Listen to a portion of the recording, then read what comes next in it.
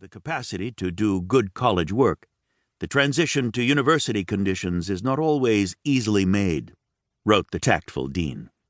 We ask for your cooperation in notifying us if you have reason to believe your son is having difficulty. Write us about him, as fully as you are willing, with references to his individual qualities and needs, the dean urged Kennedy. In case he has deficiencies in his earlier education or weaknesses in character or health, we ought to know about. In fact, there was reason for Joseph to believe that Edward Kennedy, Ted or Teddy, sometimes Eddie to family and pals, might find the transition difficult. It's not that Ted was not gifted, far from it. The last of the Kennedy boys was tall and handsome, with a robust physique, arboreal quads, a $1 million grin, and an exuberant sense of humor.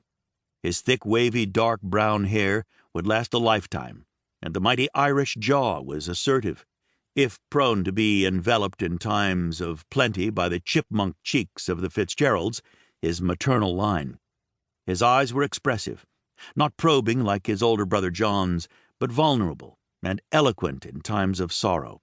He was a warm, playful human being who loved dogs, good times, song, and devilry. To find Ted Kennedy, listen for the laughter, a friend of his would say. He said his prayers and went to church, a Sermon on the Mount, not a Ten Commandments Catholic. He was more than intelligent, but no intellectual. His brother John called Ted a gay illiterate. When motivated, most notably by his father's prodding, he'd invest the needed hours in the study halls and carols. As the last of 9 children, he had sometimes been coddled, but often neglected. He knew loneliness, having spent much of his childhood shuttled off to boarding schools. By the time he got to Harvard, he had attended 10 different schools. Or was it 9? Or 11? His mother could sometimes not remember. The experience left him unsure. He stumbled over words, a cognitive tell. He did better when rehearsed, and he knew it. Throughout his life, he would compensate via intense preparation and relentless effort.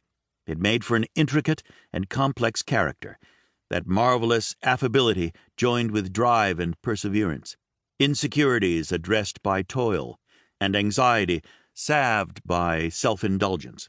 He would spend that life seeking to catch up to his siblings. The disadvantage of my position is being constantly compared with brothers of such superior ability, he would say. As a Kennedy, he had formidable advantages, and just as formidable expectations. His grandfathers were men of note in Boston.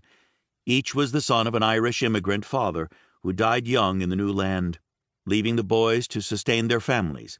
Each found his way into politics. Tight-lipped Patrick J. Kennedy, an East Boston barkeep, tavern owner, and liquor distributor, served in the state Senate and on the Democratic Party's Board of Strategy, which sought to arbitrate disputes among the town's fractionate Democrats. There, he recurrently found an ally in garrulous John Fitzgerald, who would ascend from the North End to the U.S. Congress and to City Hall, where he served 2 terms as Boston's mayor.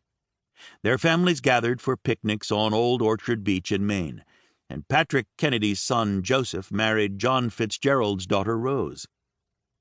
Rose was a fine catch, Irish-American royalty, rocked to sleep to political lullabies, she would say.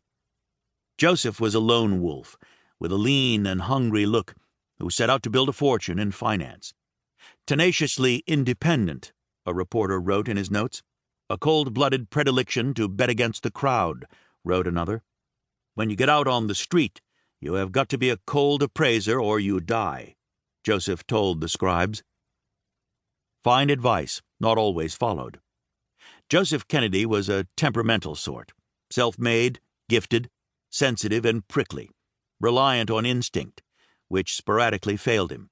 He could rage, engage in torrid love affairs, crush rivals, and be overpowered by emotion when seeing the polio-stricken children who shared the rehabilitative swimming pool with the disabled Roosevelt at Warm Springs, Georgia. While serving as the U.S. ambassador to Great Britain at the outset of World War II, Kennedy had scuttled his yen to be the first Roman Catholic president